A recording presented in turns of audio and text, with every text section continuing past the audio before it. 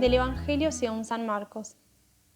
Cuando Jesús regresó en la barca a la otra orilla, una gran multitud se reunió a su alrededor, y él se quedó junto al mar. Entonces llegó uno de los jefes de la sinagoga llamado Jairo, y al verlo se arrojó a sus pies, rogándole con insistencia: «Mi hijita se está muriendo. Ven a imponerle las manos para que se cure y viva». Jesús fue con él, y lo seguía una gran multitud que lo apretaba por todos lados. Se encontraba allí una mujer que desde hacía 12 años padecía de hemorragias. Había sufrido mucho en manos de numerosos médicos y gastado todos sus bienes sin resultado. Al contrario, cada vez estaba peor. Como había oído hablar de Jesús, se le acercó por detrás, entre la multitud, y tocó su manto, porque pensaba: «Con solo tocar su manto quedaré curada». Inmediatamente cesó la hemorragia y ella sintió en su cuerpo que estaba curada de su mal. Jesús se dio cuenta enseguida de la fuerza que había salido de él. Se dio vuelta y, dirigiéndose a la multitud, preguntó: «¿Quién tocó mi manto?». Sus discípulos le dijeron: «¿Ves que la gente te aprieta por todas partes y preguntas quién te ha tocado?». Pero él seguía mirando a su alrededor para ver quién había sido. Entonces la mujer, muy asustada y temblando, porque sabía bien lo que le había ocurrido, fue a arrojarse a sus pies y le confesó toda la verdad. Jesús le dijo: «Hija, tu fe te ha salvado. Vete en paz y queda curada de tu enfermedad». Todavía estaba hablando cuando llegaron unas personas de la casa del jefe de la sinagoga y le dijeron: «Tu hija ya murió. ¿Para qué vas a seguir molestando al maestro?». Pero Jesús, sin tener en cuenta esas palabras, dijo al jefe de la sinagoga: «No temas, basta que creas». Y sin permitir que nadie lo acompañara, excepto Pedro, Santiago y Juan, el hermano de Santiago, fue a casa del jefe de la sinagoga. Allí vio un gran alboroto y gente que lloraba y gritaba. Al entrar les dijo: «¿Por qué se alborotan y lloran? La niña no está muerta, sino que duerme». Y se burlaban de él. Pero Jesús hizo salir a todos, y tomando consigo al padre y a la madre de la niña y a los que venían con él, entró donde ella estaba. La tomó de la mano y le dijo: «Talita cum», que significa: «Niña, yo te lo ordeno, levántate». Enseguida la niña, que ya tenía 12 años, se levantó y comenzó a caminar. Ellos, entonces, se llenaron de asombro, y él les mandó insistentemente que nadie se enterara de lo sucedido. Después dijo que le dieran de comer. Hola amigos y amigas. En su libro El hombre en busca de sentido, de Viktor Frankl, deja ver con claridad que el hombre en situación de crisis extrema, como lo es estar en un campo de concentración, también da señales claras de humanismo. En los peores momentos, en las peores circunstancias, muchas veces florece lo mejor de cada persona. Y a pesar del sufrimiento que lleva consigo, el hombre ama la vida desesperadamente. En la mitología griega hay un personaje, Aquiles, que responde a Ulises que en el Hades intenta consolarlo diciéndole: «Yo preferiría como esclavo servir a otro hombre en la tierra en lugar de reinar sobre los muertos». Frente a este tema de la muerte, los egipcios, por ejemplo, consideran la muerte como una entrada en la vida perpetua en un reino maravilloso. En realidad, en todos los pueblos antiguos se impone esta convicción de la existencia de una vida más allá de la tumba. Y entre los griegos, por ejemplo, lo sabemos, está presente el concepto de la inmortalidad del alma.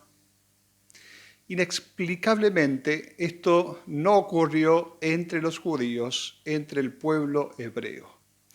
Recién 150, 200 años antes de Cristo aparece algo de la idea de la resurrección. Se habla del Dios de la vida en la Biblia, en el libro de los Números, pero siempre desde la perspectiva terrena. En el Evangelio de hoy encontramos dos mujeres. Las dos mujeres del Evangelio son figuras que deben ser tomadas como verdaderas sin necesariamente ser reales. Son una construcción del escritor del Evangelio para dejarnos un mensaje. Estas dos mujeres representan la humanidad con sus defectos, sus errores, sus fracasos, sus falencias. Desangrarse es experimentar el vacío. Esto experimenta la humanidad.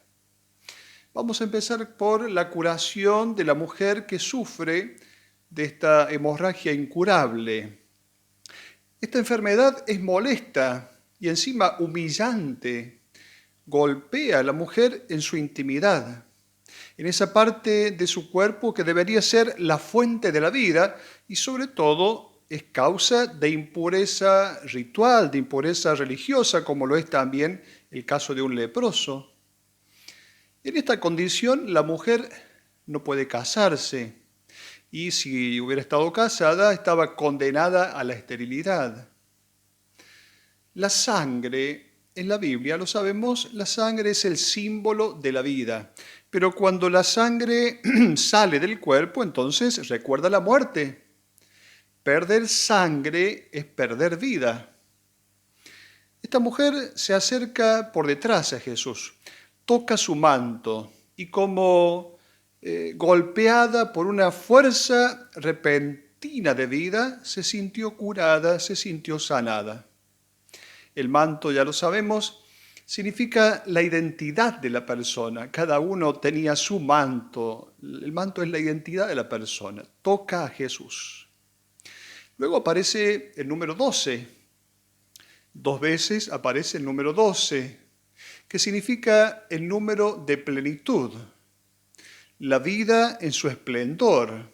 Además, también 12 es el símbolo del pueblo de Israel, que es un nombre femenino, Israel. La impureza de la mujer y la falta de vida de la niña indican en el lenguaje simbólico del evangelista la condición dramática de esta mujer, Israel. ¿Cuál es esta condición dramática? Es que en realidad los ritos, el templo, los sacrificios, el incienso, las enseñanzas de los dirigentes religiosos de Israel no dan vida, no llegan a dar vida. Pensemos nosotros en nuestras comunidades cristianas, pensemos en aquello que el documento de Aparecida le ha llamado las estructuras caducas. Para nosotros se trata de un verdadero desafío, desacostumbrar a los agentes pastorales habituados muchas veces a repetir un modo de hacer las cosas que da cierta seguridad y que tratan de justificar de cualquier modo, evitando mirar de frente a una realidad nueva. Condiciones de muerte que también aparecen en la humanidad, que aparecen en nuestra patria. Estas condiciones de muerte que tienen nombre y apellido, que se llaman droga, que se llama legalización del aborto, que se llama injusticia social. La mujer avanza con temor y temblor, como si estar enferma, el hecho de sentirse enferma, sentirse impura y haber sentido la necesidad de recurrir a Jesús fuera una culpa. Esta mujer experimenta la culpa. Este sentimiento de culpa, ¿para qué sirve?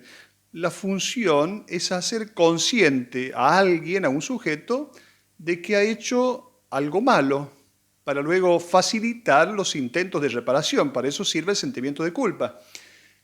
Pero a veces nosotros sentimos culpas de cosas de las cuales no somos realmente culpables.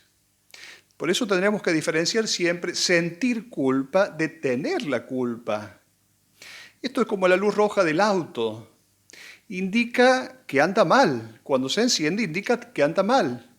Pero cuando hemos reparado la situación, el motivo del daño, continuar todavía con esta culpa no sirve para nada, no sirve para la salud mental. Es como si continuáramos con la luz encendida. Esta luz roja no sirve, molesta. Muchas veces nos sucede esto. Sentimos culpa de cosas que realmente no tenemos la culpa.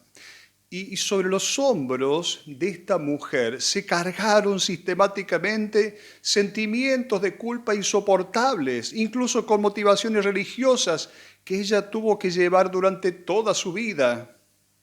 Desde el encuentro con Jesús, esta mujer queda liberada. La mujer con flujo de sangre tenía prohibido por ley tocar a un hombre.